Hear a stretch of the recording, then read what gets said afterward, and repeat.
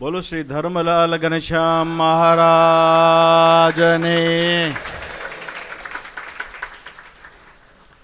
સર્વઅવતારી સર્વોપરી ઇષ્ટદેવ ભગવાન શ્રી સ્વામિનારાયણ શ્રી પ્રેમવતી મહિલા સંસ્કાર કેન્દ્રમાં બિરાજમાન આપણા સૌના પ્રાણ આધાર, ખૂબ સોહામણા, ખૂબ નયનરમ્ય એવા શ્રી ધર્મલાલ મહારાજના મૂર્તિ પ્રતિષ્ઠાના એક પાવન પ્રસંગે સભામાં ઉપસ્થિત શ્રી સ્વામિનારાયણ ગુરુકુળ વેડ રોડ વતી પુરાણી સ્વામી શ્રી ધર્મવલ્લભદાસજી સ્વામી, કે જેમના વિશે જે કહીએ એ ઓછું જ, સંપ્રદાયને વિશે વિવિધ અવનવીન પ્રસંગો આયોજનો કરવા માટે એટલા સમર્થ સંત છે.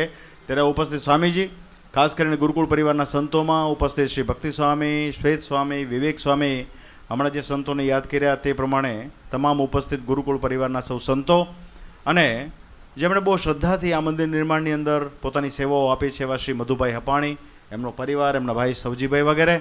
અહીંયા ખાસ ઉપસ્થિત તુલસીભાઈ આવ્યા છે, જયરામભાઈ છે, રાકેશભાઈ દુધાત છે, શિવલાલભાઈ છે વગેરે વગેરે, બધા જ લગભગ ભક્તોને ઓળખીએ છીએ.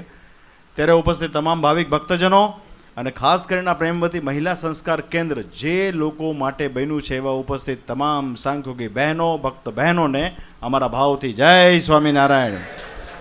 મૂર્તિ પ્રતિષ્ઠા છે એ આચાર્ય મહારાજનો ધર્મ છે, એમની ફરજ છે, એમની જવાબદારી છે, શ્રીજી મહારાજની આજ્ઞા છે.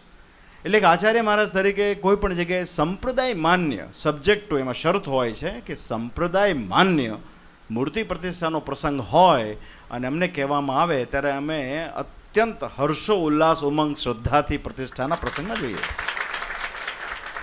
આજે આ પ્રસંગમાં આવ્યા પૂર્વે પણ લગભગ 2003માં સ્વામી જ્યારે પ્રથમ વખત સુરત આવ્યા ત્યારે અમે અહીંયા આવ્યા હતા અને એ વખતે મંદિરના દર્શન કર્યા હતા. સ્મૃતિ ઓછી હતી, પણ આજે જે પ્રમાણે આનું રંગરોગાન થયું છે, આનું નયન રમ્ય નક્કાશીવાળું સરસ મજાનું સંપ્રદાયનું એક નજરાણાવાળું મંદિર બન્યું છે, એ જોઈને બહુ આનંદ થયો છે, ખૂબ ખુશી થઈ છે. આપણા 6 મંદિરના ધામમાં બિરાજમાન દેવોના દર્શન થાય છે. મધ્યમાં સિંહાસનની અંદર વિરાજમાન આપણા શ્રી ધર્મલાલ ઘનશ્યામ મહારાજના દર્શન થાય છે. મૂર્તિ અદ્ભુત છે. આજે એના જે વાઘા, એના જે શણગાર થયા છે એ તો સર્વોત્તમ શણગાર થયા છે. એટલે અમારે આજે આની એક છબીવાળી મૂર્તિ જોઈશે. હો, આજે ઘનશ્યામ મહારાજની મૂર્તિ અદ્ભુત છે. મને લાગે છે કે અહીંયા જે બહેનો ભજન કરશે, ભક્તિ કરશે, ચોક્કસ આ ઘનશ્યામ મહારાજ મારી શ્રી હરિ એ બહેનોના ભાવ અને સંકલ્પને અવશ્ય પૂર્ણ કરશે એવી અમને પૂરેપૂરી શ્રદ્ધા છે. આપણા સંપ્રદાયની અંદર ભગવાન શ્રી હરિએ કેવળ જીવાત્માના આત્યંતિક કલ્યાણ માટે આ સત્સંગની સ્થાપના કરી છે. આમાં પરમેશ્વરની ઉપાસના મુખ્યપણે રહી છે. ત્યારે જે સંપ્રદાયની અંદર પરમેશ્વરની ઉપાસના હોય તે સુખદાયી હોય છે. બાકી જે વ્યક્તિગત હોય છે, મનકલ્પિત હોય છે, એ અંતે દુઃખદાયી હોય છે. ત્યારે વાલા ભક્તજનો, આપણે બહુ ભાગ્યશાળી છીએ કે આપણે એ સંપ્રદાયના અનુયાયીઓ છીએ કે જ્યાં ભગવાન શ્રી હરિએ કરુણા કરીને પોતાના સ્વહસ્તે મોટા મંદિરોના નિર્માણ કરાવ્યા અને પોતાના સ્વહસ્તે આપણને અર્ચા સ્વરૂપો આપ્યા છે. શ્રી નરનારાયણ દેવના રૂપમાં, શ્રી લક્ષ્મીનારાયણ દેવના રૂપમાં, શ્રી ગોપીનાથજી મહારાજના રૂપમાં, શ્રી મદન મોહનજી મહારાજના રૂપમાં, શ્રી રાધારમણ દેવ હોય, ઇત્યાદિક દેવો મહારાજે આપણને આપ્યા છે. સુરતની અંદર શ્રી નારાયણ મુનિ દેવની જે મૂર્તિ આપણને પ્રાપ્ત થઈ છે એ પણ શ્રી હરિની અતિશય કૃપાએ કરીને પ્રાપ્ત થઈ છે. વડતાલના એક વચનામૃતની અંદર 12મા વચનામૃતમાં ભાદરણ ગામના પાટીદાર ભગુભાઈ હતા. ઉંમર ઘણી નાની હતી. માતુશ્રીના કહેવાથી એમણે શ્રીજી મહારાજને પ્રશ્ન કર્યો કે મહારાજ, આ જીવાત્માનું કલ્યાણ થાય તો કેવી રીતે થાય? ત્યારે ભગવાન શ્રી હરિએ વાત કરી કે જ્યારે પૃથ્વીને વિશે ભગવાન પ્રગટ હોય તે નિશ્ચય ભગવાનના યોગ્ય કરીને જીવાત્માનું સહેજે સહેજે કલ્યાણ થાય. પણ જ્યારે ભગવાન પૃથ્વીને વિશે પ્રગટ ન હોય ત્યારે ભગવાનને મળેલા જે સંત હોય એના યોગ્ય કરીને જીવાત્માનું કલ્યાણ થાય. પણ જ્યારે પૃથ્વીને વિશે ભગવાનને મળેલા જે સંત પણ ન હોય ત્યારે ભગવાને જે સ્થાપેલી પ્રતિમા હોય, ભગવાને જે આપેલી મૂર્તિ હોય, એ મૂર્તિના આશ્રય કરીને જીવાત્માનું સહેજે સહેજે કલ્યાણ થાય છે. ભગવાન કેવા છે? ગરીબ નવાજ છે, ભક્તવત્સલ છે, કરુણાસાગર છે. શ્રીજી મહારાજને બીજી કોઈ વસ્તુની અપેક્ષા નથી. આપણે બધા જીવકોટીના મનુષ્યો છીએ, આપણાથી નાની મોટી ભૂલો થાય તે ભગવાન વિસારે એવા છે. પણ ઉપાસનાની બાબતમાં જો કાંઈ ગરબડ સરબડ થાય તો ગમે એટલા ધર્મ ભક્તિના માર્ગમાં તમે આગળ હો એ ભગવાન માફ કરે નહીં. જ્યાં ધર્મ છે ત્યાં જ ભક્તિ છે, જ્યાં ભક્તિ છે ત્યાં ધર્મ છે, અને જ્યાં ધર્મ ભક્તિ છે ત્યાં જ શ્રી હરિ વિરાજમાન હોય છે. કોઈ એમ વિચારે કે હું ધર્મ પાળીને સત્સંગમાં આગળ વધું તો શ્રીજી મહારાજ કે માથે પાણો બાંધીને નદી તરવા ઈચ્છે એવો મૂર્ખ જાણવો. ત્યારે વાલા ભક્તો, બધી વસ્તુઓની ચોકસાઈ છે, તટસ્થતા છે. આજે અમને ખુશી એ વાતની છે કે આથી વર્ષો પૂર્વે શ્રી સ્વામિનારાયણ ગુરુકુળ રાજકોટના સંસ્થાપક, એક વિઝનરી મહાપુરુષ શાસ્ત્રી શ્રી ધર્મજીવનદાસજી સ્વામીએ વર્ષો પૂર્વે એક એવું વિઝન જોયું કે આ સત્સંગની વૃદ્ધિ કરવી હોય તો આપણી ભાવિ પેઢીની અંદર સત્સંગના સુસંસ્કાર નાખવા પડશે. એના માટે કેવળ મંદિરમાં રહીને ભજન ભક્તિ કરવાથી નો ડાઉટ એ વૃદ્ધિ થાય, પણ વિશેષ વૃદ્ધિ કરવી હોય તો શૈક્ષણિક સંકુલોના માધ્યમથી બાળકોમાં શિક્ષણની સાથોસાથ સંસ્કાર આપીએ તો એક ભાવિ પેઢી તૈયાર થાય. એનાથી 2-4 બાબતો થાય. એક વિદ્યાર્થીઓ તો તૈયાર થાય, એના માતા પિતાના પરિવારમાં પણ સત્સંગ દ્રઢ થાય, અને વિશેષ કરીને સંપ્રદાયને આગળ વધારવા માટે સંતોની પણ પ્રાપ્તિ એ જ શૈક્ષણિક સંસ્થાનો દ્વારા થાય. આજે જોત જોતામાં 50-60 વર્ષના વાણા વીતી ગયા છે.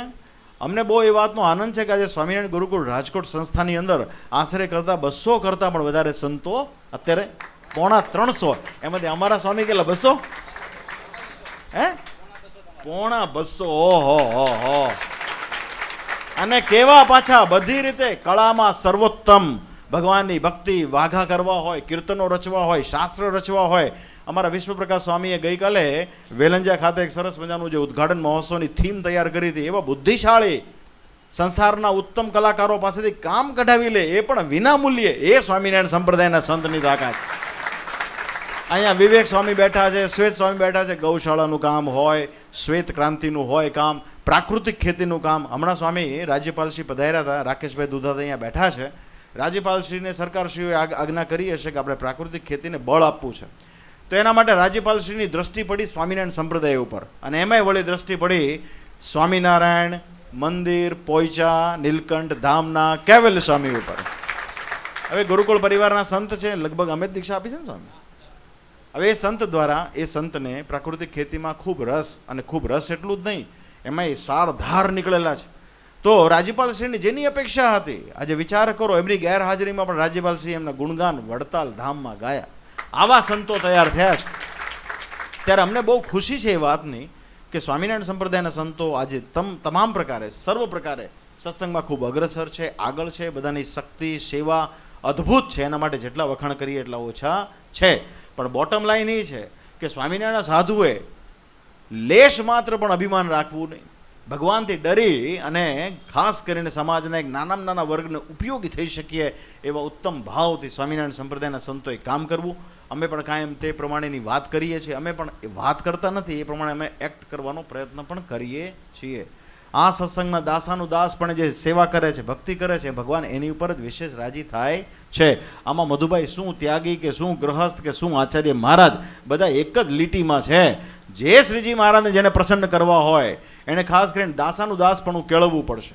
બીજું કે આ સત્સંગમાં જે સહન કરે છે, જગત શું કહે છે, સહન કરે ને એને જગત નાદાન કહે છે, પણ આ સત્સંગમાં જે સહન કરે છે ને શ્રીજી મહારાજનો સર્વ પ્રકારે રાજીપો એની ઉપર જ ઉતરે છે. હવે આ બધી બહુ બોટમ લાઈન છે, સમજવા જેવી બાબતો છે. તો એ પ્રમાણે આપ સૌ છો, કરી રહ્યા છો. ખૂબ ખુશી થઈ. આ મંદિરની અંદર જે પ્રમાણે હકડે ઠઠ અત્યારે સભા ભરાઈને બેઠી છે, પશ્ચાત તો બહેનો ભક્તો અહીંયા સેવા કરશે. સ્વામીજી કહ્યું તે પ્રમાણે નિષ્કુળાનંદ મુનિએ પણ કહ્યું છે કે ભાઈઓ કરતાં બહેનોની ભક્તિ અધિક હોય છે. આજે અમે સત્સંગમાં ફરીએ છીએ, લગભગ 2/3 સંખ્યા બહેનોની જ હોય છે. બહેનોના હૃદયમાં જ નિષ્પન્ન ભક્તિ હોય છે. બહેનોના હૃદયમાં જ એક ઉમંગ હોય છે, શ્રદ્ધા હોય છે, ઉત્સાહ હોય છે. એમાં જે ખાસ કરીને સાંખ્યોગી બહેનો અત્યારે ગુરુકુળ પરિવારની અંદર કામ કરે છે. અમારા ગાદીવાલા શ્રી કાયમ છે ને ગુરુકુળ પરિવારના સાંખ્યોગી બહેનોની વાત કાયમ કરતા હોય છે. કેમ કે એમાં મુખ્યપણે નિર્માનીપણાની વાત મુખ્ય છે. એમાં એ પછી ભગવાનના શણગાર કરવાના હોય, ભગવાનના વાઘા તૈયાર કરવાના હોય કે વિવિધ પ્રકારે, ત્યારે આ પ્રેમવતી સંસ્કાર મહિલા મંદિર દ્વારા ખૂબ સરસ આજુબાજુના વિસ્તારમાં સત્સંગ થશે, ખૂબ પ્રવૃત્તિ થશે, ખૂબ બહેનો ભક્તોમાં સત્સંગનો ખૂબ વૃદ્ધિ થશે એવી અમને પૂરેપૂરી શ્રદ્ધા છે. તો અંતમાં ઘનશ્યામ મહારાજ જે વિરાજમાન છે એમના ચરણમાં આપણે બધા પ્રાર્થના કરીએ. અમે પણ હૃદયથી પ્રાર્થના કરી છે. ઘનશ્યામ મહારાજની સ્વરૂપ જે છે બહુ અદ્ભુત સ્વરૂપ છે. મને લાગે ગુરુકુળ પરિવારે લગભગ આશરે 20, 25, 30 જેટલા તો ઘનશ્યામ મહારાજ પધરાવ્યા હશે, બરાબર? એટલે જેમ જેમ સમય જાય ને એમ ઘનશ્યામ મહારાજની મૂર્તિમાં નિખાર આવતો જાય છે. આ ઘનશ્યામ મહારાજ તો આપણને એમ લાગે હમણાં સાક્ષાત અક્ષરધામથી અહીં આવીને બેઠા હોય ને એવું લાગે છે. હમણાં આપણી સાથે વાત કરે એવા લાગે છે. તો આ ઘનશ્યામ મહારાજ નિશ્ચય આ બહેનો ભક્તોના ઉપર ખૂબ એમની કૃપા વરસાવે, અને ઘનશ્યામ મહારાજની કૃપા દ્રષ્ટિ સુરતના તમામ ભક્તોજનોની ઉપર ઉતરતી રહો એવી હૃદયથી પ્રાર્થના. જે લોકોએ આમાં સેવા કરી સૌને ભગવાન ખૂબ બળ આપો, ખૂબ એમની પર કૃપા દર્શાવો એવી પ્રાર્થના. અસ્તુ. સૌને ભાવથી જય સ્વામિનારાયણ. જય સ્વામિનારાયણ.